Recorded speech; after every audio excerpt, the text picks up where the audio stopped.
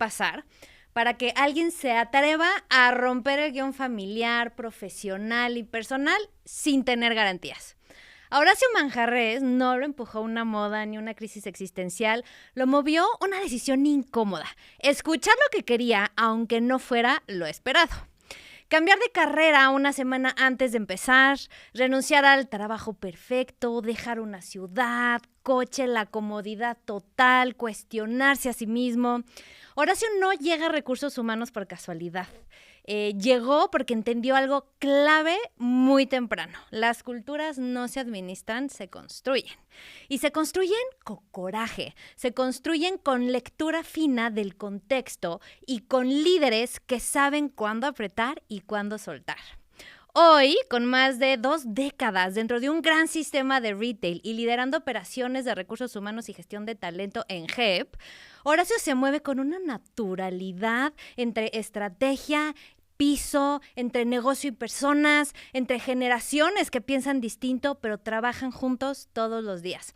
Su liderazgo no es complaciente, es súper claro, no es rígido, pero sí muy firme. Y no le huye al caos multigeneracional, lo entiende, lo ordena y lo usa para avanzar. Este episodio llega gracias a Finsus, la fintech que te ayuda a poner orden donde casi nadie habla, que son tus finanzas personales, las finanzas de tus equipos de trabajo. Porque liderar equipos toma decisiones difíciles y sostener el ritmo profesional se vuelve mucho, mucho más complicado cuando el verdadero desorden está en tu cuenta bancaria. Yo soy Jimena Ocio, esto es HR Coach, el podcast presentado por Finsus. No se te olvide darle clic, seguirnos, clic en la campanita y compartir este capítulo de valor y todos los demás. Y deja la campanita prendida para que siempre te lleguen los nuevos episodios. Hoy es el capítulo 20, Coraje, Generaciones, Liderazgo, con Horacio Manjarrés. Bienvenido, Horacio. Muchísimas gracias, Jime. La verdad es que me siento honrado y con esa presentación extraordinaria no la habría podido describir mejor. ¡Sorpresa! Te voy a elegir para que cuando escriba un libro hagas la primera parte, la primera ¿no? parte. Y es que conocerte, estar platicando contigo, la preparación para estar aquí sentados, la verdad es que no tuve más que admiración y decir, wow, ¿no? Qué gran historia. Y creo que viéndote hoy, Horacio, igual y muchos pensarían que tu carrera como que fue muy lineal. Pero creo que va mucho más allá de ser lineal, ¿no? Creo que hubo un chavo que cambió un rumbo a última hora y quiero que nos platiques de esa primera decisión tan fuerte, ¿no? Y tan... Sí, straight. Ajá. Yo te diría que fue la segunda decisión más importante de mi vida. La primera es la mujer con la que me casé, pero la segunda fue elegir correctamente lo que quería hacer. Y como bien dijiste, fue un tema de coraje. Mi familia, todos abogados, ¿no? Mi papá, un abogado reconocido en Morelos, con una historia bastante interesante. Y obviamente todos los hijos siguiendo al papá, ¿no? Prácticamente. Y yo tomo la decisión de no seguir esa línea en su momento. En la prepa le dije a mi papá, yo no quiero ser abogado. Y mi papá ya me estaba presentando como el ingeniero de la familia, ¿no? Si no va a ser abogado, va a ser ingeniero, lo que yo quiero que él sea. Esas generaciones, ¿no? Esas generaciones con el camino ya hecho, yo te voy a decir por dónde. Y bueno, en un principio yo acepté esa primera planteamiento a mi papá y lo hacía ya, lo expresaba con todos sus amigos, con la familia, el ingeniero Manjarrés, muy orgulloso de eso. Y yo decía, pues sí, me inscribí en la carrera de ingeniero industrial con esa influencia, pero no dormía. Cuando terminé la prepa y en el periodo entre de vacaciones de la prepa a la carrera, no dormía. Y decía, no puede ser, esto no es lo que yo quiero. Sí me gustaban mucho y me gustan mucho los números, es parte del rol que hoy juego, pero no era lo suficientemente inspirador para mí, solamente el número, los procesos, porque sabía que era la carrera de ingeniería industrial. Entonces, a una semana de entrar a la carrera ya, decidí hacerme un poquito más de información de lo que eran otras carreras relacionadas a las personas. Ok. Y entonces asistí a 2, 3 charlas con gente que fue mi coach en ese momento, fueron mis mentores. Sí. Mi cuñada, que ya estaba estudiando administración de empresas, fui con el director de carrera de administración de empresas y un par de profesores a los cuales les tenía mucha confianza. Y decidí en una noche, sin sueño, decidí cambiarme de carrera. No le avisé a nadie en la casa y eso lo tuve que manejar internamente 3 semestres primero, porque en la universidad donde estudié hay 3 semestres de tronco común y puedes cambiar de carrera al 4º semestre, pero no de ingeniería de ciencias sociales. Entonces, al final del día, fue algo que sí lo tomé con coraje, con valor, porque sabía que iba en contra de toda la regla de lo que era mi medio ambiente, mi papá, mi familia. Sí, y ahí te quería preguntar, ¿qué fue más pesado? Decepcionar de cierta forma, ¿no? Porque es lo que uno piensa que vamos a decepcionar a nuestros padres y todo lo que nos han dado, o más bien, darte a ti permiso de elegir. ¿Qué te pesó más? El moverte para, ¿no? Sí, ¿Tu o sea, satisfacción? realmente fue incomodidad Ajá. lo que me hizo moverme. Pero tuve el coraje para aceptar que no iba a hacer lo que los demás querían que yo hiciera, Qué importante, ¿no? sino que iba a hacer lo que yo quería hacer, lo que realmente me inspiraba. Y fue una decisión fundamental en mi vida. Sí, y hay muchas personas, habemos muchas. Yo empecé en negocios internacionales, no me gustó, la verdad me costó trabajo encontrar mi pasión. Habemos muchas personas que nos quedamos en las carreras que elegimos porque pues ya ni modo, o Sí. por la presión familiar que no podemos romper, pero en ese punto, ¿qué crees que sea el costo más alto de quedarte en una situación así? El costo más alto es no moverte. Sí. El costo más alto es decir, con esto es suficiente. El costo más alto es dejar de perseguir tus sueños. Exacto, ¿no? Ese propósito, esa pasión, levantarte todos los días por satisfacer la necesidad de un tercero, ¿no? Totalmente. La verdad es que yo en esa decisión que se la comuniqué a mi padre a los 3 semestres posteriores, y mi padre con la mano en la cintura me dijo, qué bien, Imagínate. lo que tú decidas, hijo. Y yo, si no hubiese tomado esa decisión por esa carga y esa presión que traía, pues quizá hoy no estaría aquí contigo, quizá no estaría tan feliz como O lo no estoy hablando con de lo que recursos hago. humanos. O no hablando de recursos humanos, pero la realidad es que hay que tener valentía para luchar y buscar tus sueños. Totalmente de acuerdo, y más ahorita con tanta necesidad en términos de gente, Totalmente. de cosas mucho más profundas. Pero a ver, estudias entonces carrera administrativa. ¿Cómo caes en recursos humanos? También yo creo que ahí sí fue el destino te va llevando. Lo que sí sabía es que me gustaba las ciencias sociales, el tema de la gente, las personas, y administración de empresas me daba como ese scope amplio para poder elegir hacia qué enfocarme. Traía una intención también financiera, ¿no? Hacia áreas financieras y hacia áreas de personas. Como te decía, me gustaban los números.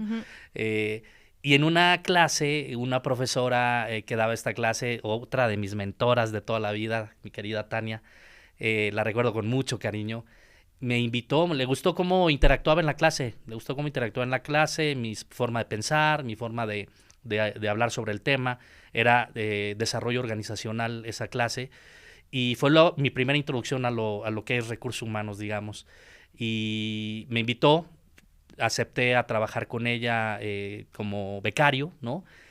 Y ahí nació mi pasión, o sea, empecé a conocer de qué se trataba HR y me llenaba mucho, me sentía muy feliz y empecé con cosas tan básicas, Jimé, como ordenar expedientes. Pero tenía una asistente, Tania, que era un amor y decía, me encanta cómo trata a las personas. Y eso de ver el trato a las personas para mí fue como un clic que me llegó. Porque yo estaba en un proyecto de compensaciones, de evaluación de puestos, pero estaba ayudando al asistente con todos los temas de contacto con la gente. Entonces creo que ahí fue donde descubrí que la pasión era estar en contacto con la gente, tratar de tocar a la gente.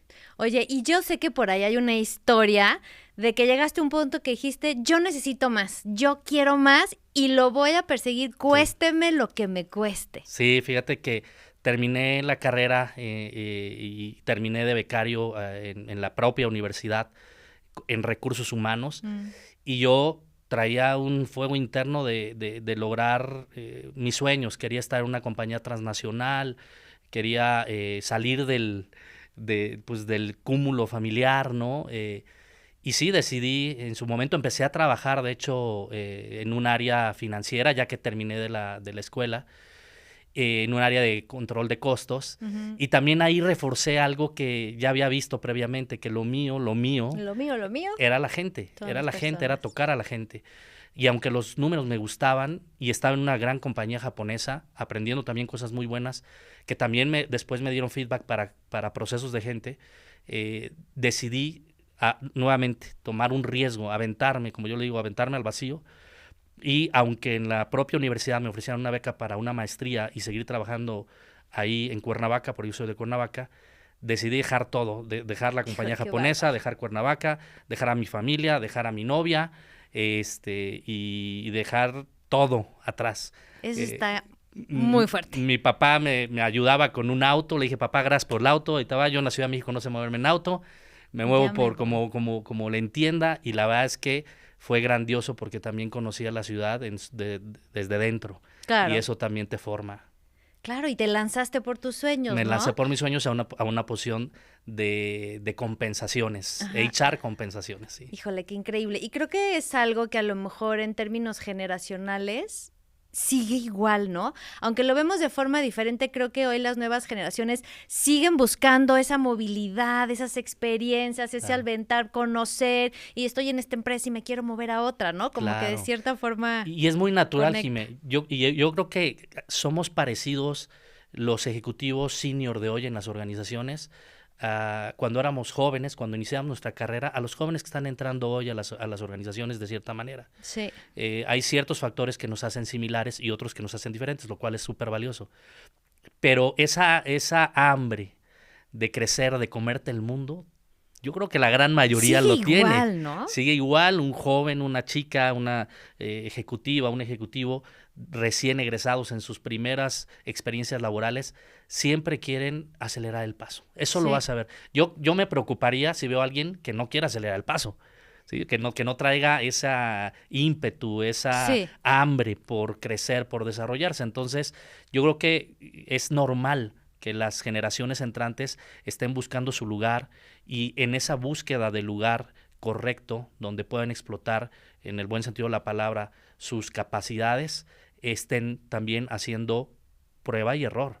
Pero ¿qué parte de esta ambición, ganas de comerme al mundo, de crecer, experiencias, se puede volver una ambición en contra, ¿no? Que no sea sano, porque sí también escuchamos y escuchas a líderes que cuando les llegan currículums de chavos que Ujú. cumple con un perfil, pero que ven tan corta permanencia, ¿no? Dicen, híjole, este cuate o esta cuatita Claro, no se comprometen, mira, no sé claro, mira, hasta dónde pudiera ser no sano. yo te quiero compartir aquí algo que me pasó en esas etapas de mi vida.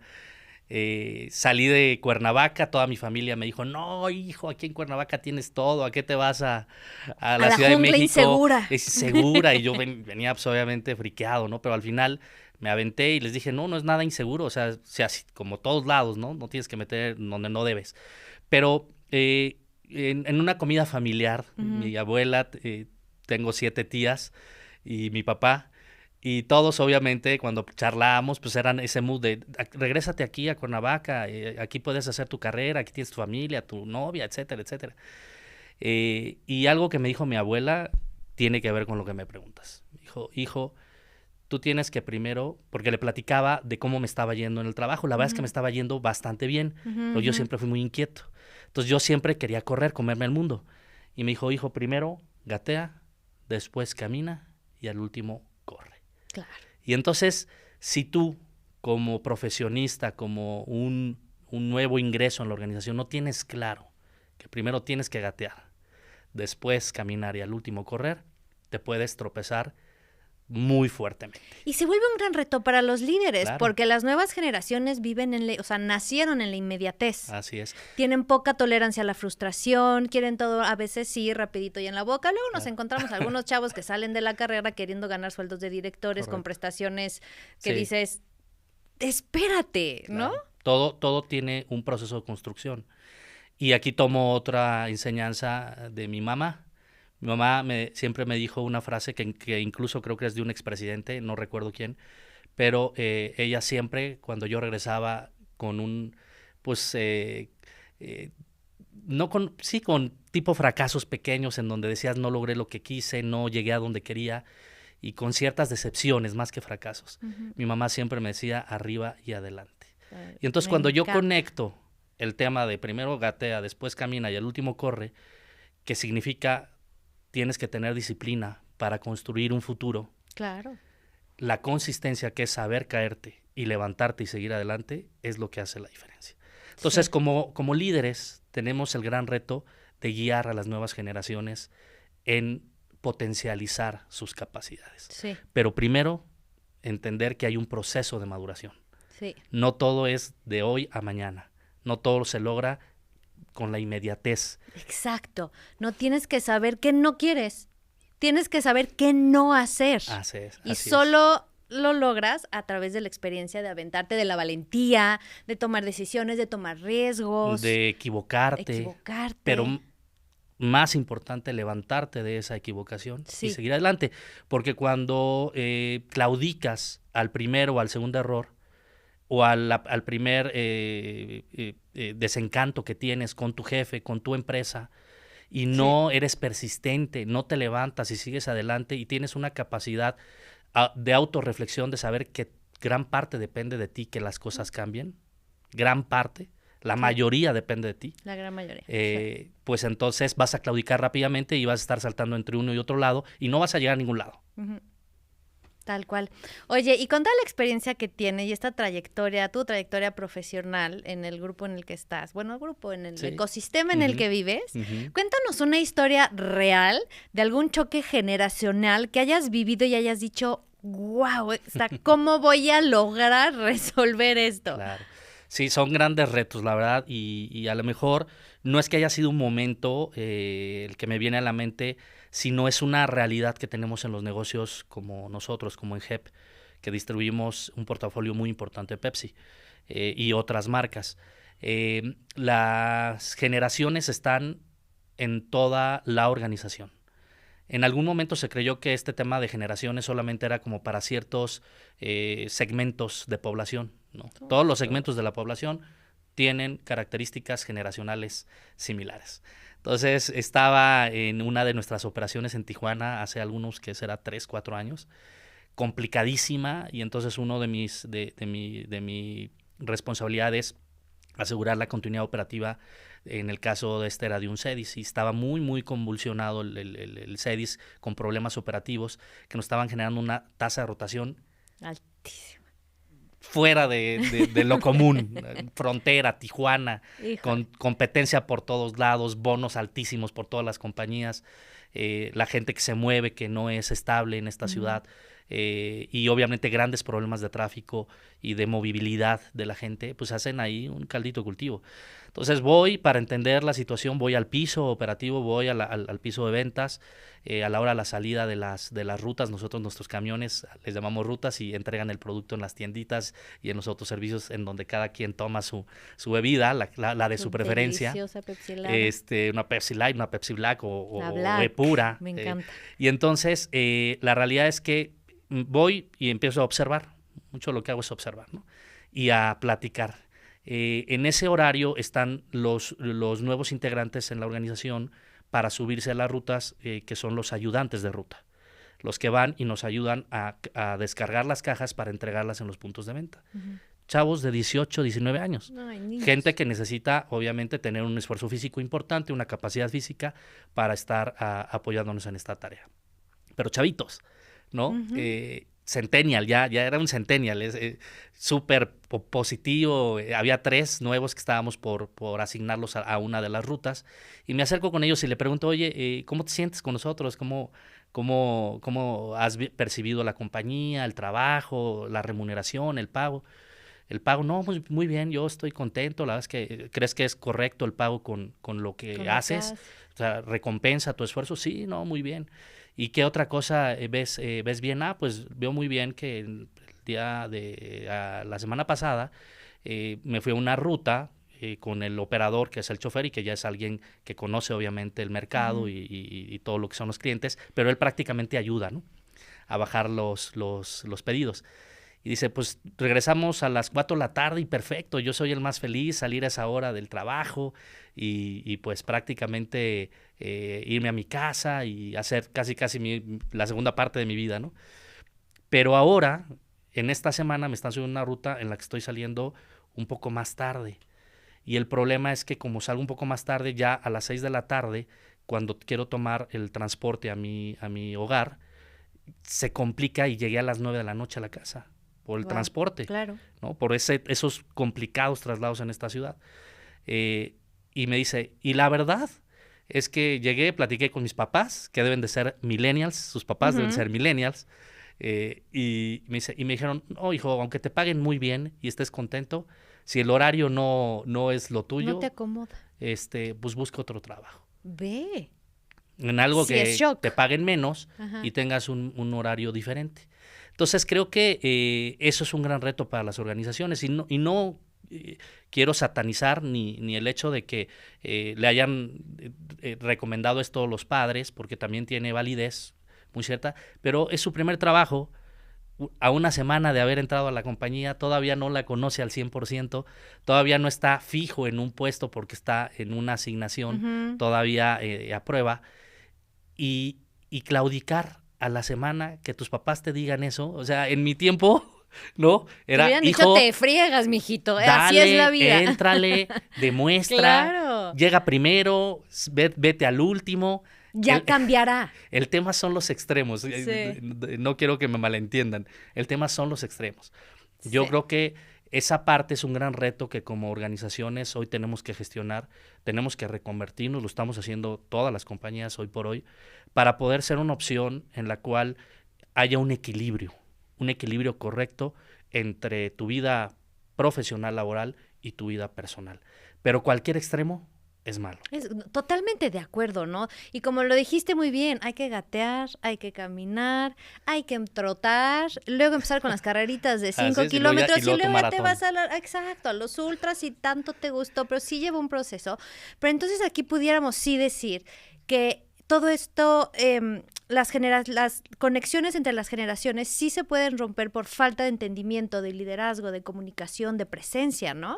Sí, obviamente los líderes tienen que estar preparados, Jime, y los líderes son el conducto principal para la flexibilidad y el entendimiento de lo que es relevante para las personas en la organización, para sus colaboradores. Sí. Si el líder no tiene herramientas para poder buscar ese equilibrio, pues va a ser difícil que logres un compromiso con la organización. Sí, y fíjate que todos los invitados de esta temporada que estamos hablando de caos multigeneracional coinciden, y creo que yo cada vez estoy más a favor de flexibilidad y no esquemas híbridos, porque la flexibilidad te permite adaptarte a medida de lo posible a las necesidades individuales. Totalmente. O por grupo. E híbrido te aleja de una cultura, ¿no? Del contacto, de estar al pendiente del desarrollo y de cierta manera, pues es un control descontrolado.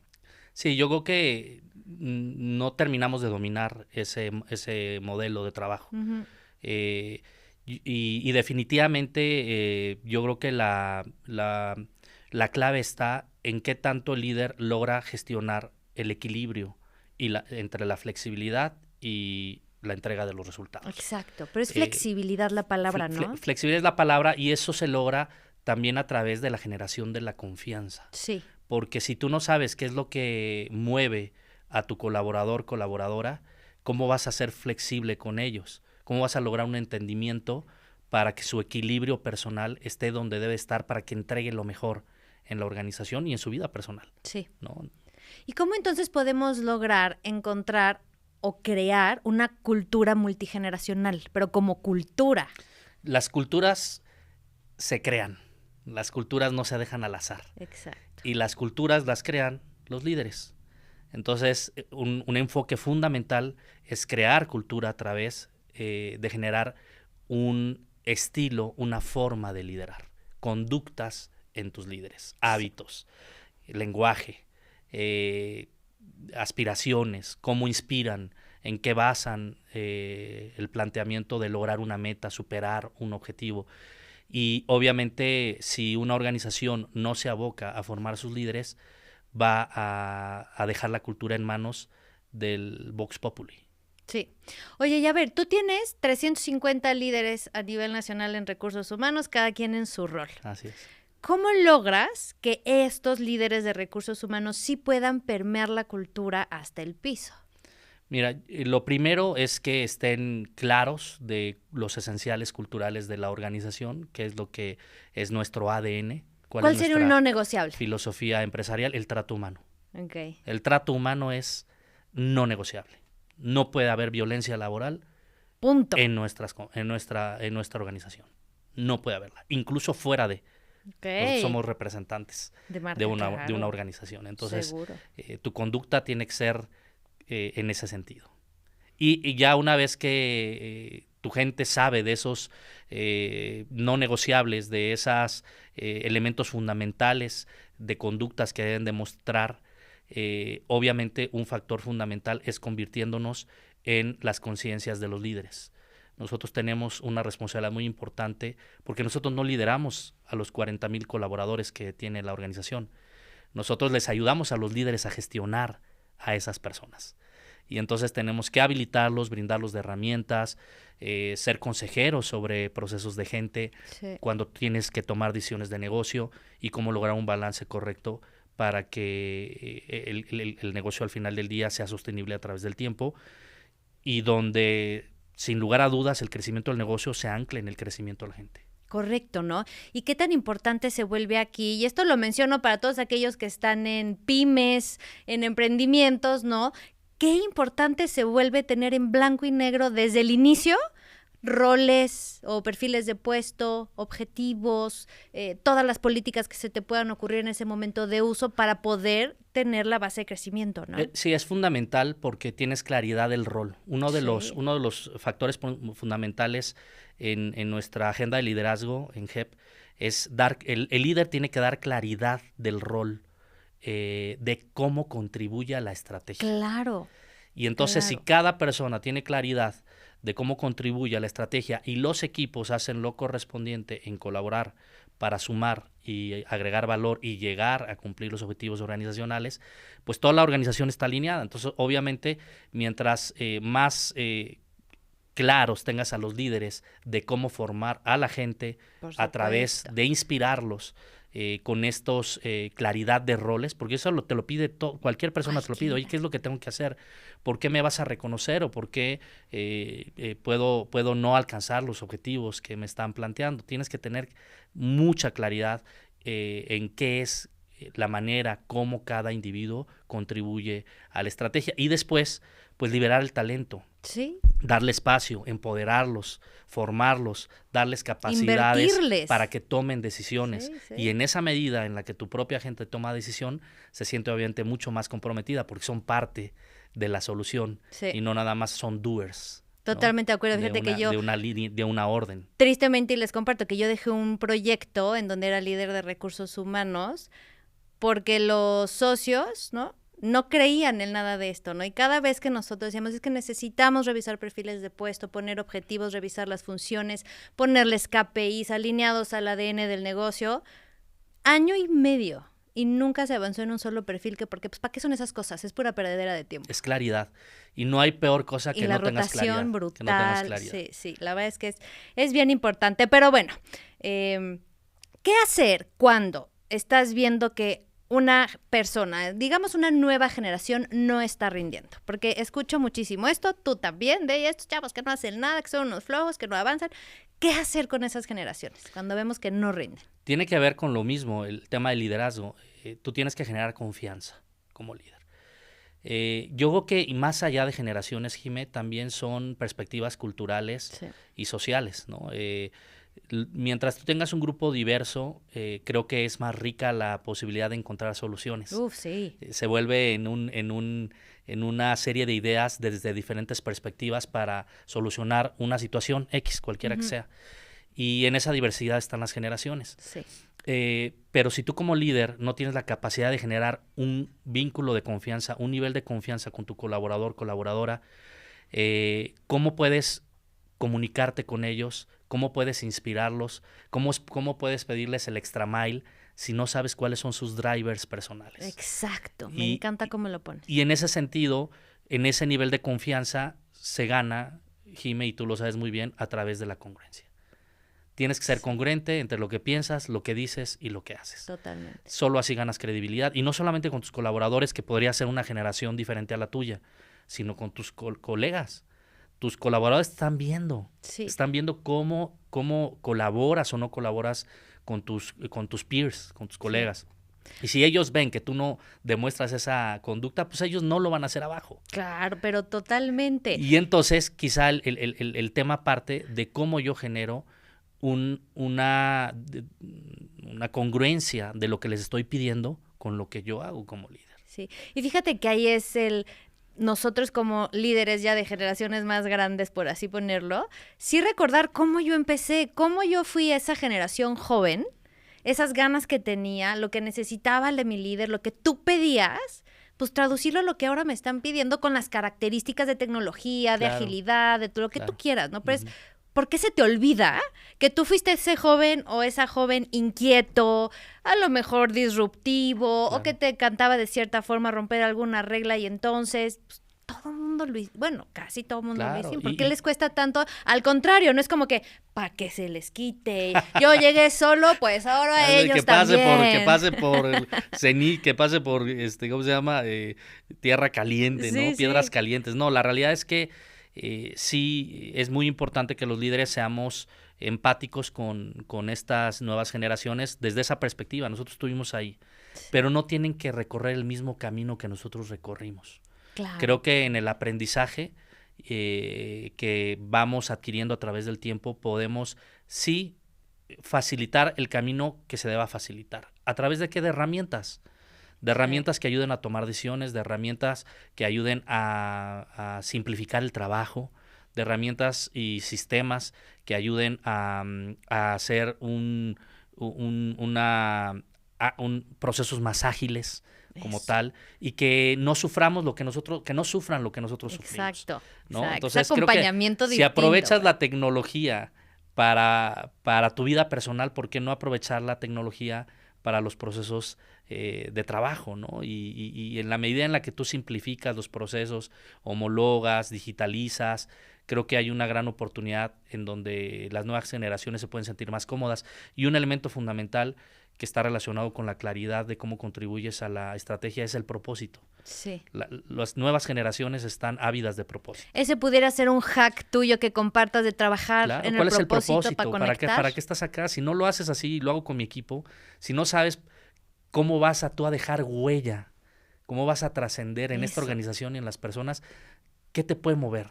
Nada. El salario no te mueve nada. No hay dinero que alcance. No hay dinero y en realidad lo que te va a mover es cómo estás trascendiendo, cómo estás tocando, en nuestro caso, a las personas para hacer negocio, para hacer un negocio sostenible.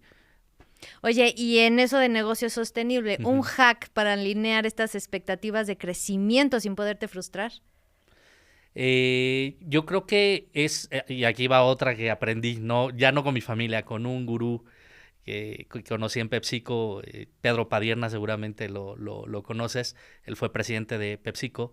Él siempre en las charlas hacía un tour de bonos anuales y estábamos todos los equipos gerenciales y él hacía una reflexión, decía, cuando nosotros no llegábamos a los objetivos, en caso de que no llegáramos, cuando tú apuntas a los demás y dices que no llegaste a los objetivos, y no es una pistolita, es cuando apuntamos a los demás para echar culpas, fíjate que hay tres, ¿cómo están los dedos? Hay un dedo a donde estás apuntando a quien según tú tiene la culpa, pero tienes tres dedos apuntándote a ti. Así son el tema de los problemas a los que te enfrentas y los retos que tienes que resolver. En términos de carrera, cuando tú haces esto y dices, es que la organización, es que mi jefe, es que mis compañeros, tienes tres deditos apuntando de ti. Y la reflexión y el hack es, piensa, reflexiona, ¿qué has dejado de hacer tú? Porque en gran medida ahí está la solución para desanclar tu carrera y potenciarla. Totalmente, accountability, al 100%. Accountability. Primero piensa en qué dejaste de hacer tú y en función a eso busca modificar, calibrar, mejorar, y es entonces cuando las cosas pueden darse.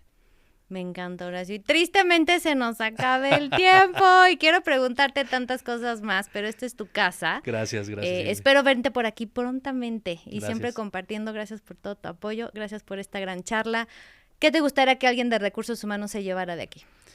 Mira, yo quiero que se lleven tres frases que han marcado mi vida y que están también relacionadas con las experiencias que te he platicado. La primera es el accountability, de hacerte cargo de tu vida, de tus decisiones, de tu carrera. Estaba escuchando ayer, o leí más bien, un artículo de Forbes del CEO de McDonald's que decía, nadie se va a ocupar de tu carrera si no eres tú mismo. Entonces, esto de tus 3 deditos para acá es el accountability que tienes que tomar en cada decisión de tu carrera. 2, el talento, como la vida, se abre paso. Sí. Vas a encontrar el camino. Ten paciencia, pero lo más importante es que tienes que tener disciplina y consistencia. De acuerdo. Para enfrentar los retos que se van a venir, y muchos. Y finalmente, algo que a mí siempre me movió desde joven, es una frase de Albert Einstein, que dice, no dejes que las mentes mediocres opaquen tu alma brillante. Increíble, me encanta, la voy a robar, una gran frase. Disfruté mucho este espacio, muchísimas gracias. Gracias, Jimé. Muchísimas gracias a todos por estar aquí. Y ahora sí se nos acabó el tiempo, esta conversación estuvo increíble, gracias por la apertura y gracias por decirnos tantas cosas tan importantes. Y a ustedes, pues muchísimas gracias también por estar aquí, increíble episodio, ¿no? De esos que te hacen pensar en tu chamba, en tu equipo y en ti mismo, en tu accountability, qué impacto estás dejando. Ojalá algo de lo que se dio hoy en este capítulo haya hecho ruido, hayas visto algo en ti reflejado, que puedas cambiar y que te hayas cachado diciendo, ok, esto sí lo estoy viviendo y esto hoy se cambia. Si fue así, no dejes de compartir el capítulo, ponle campanita, síguenos y nos vemos en el siguiente capítulo de HR Coach, el podcast.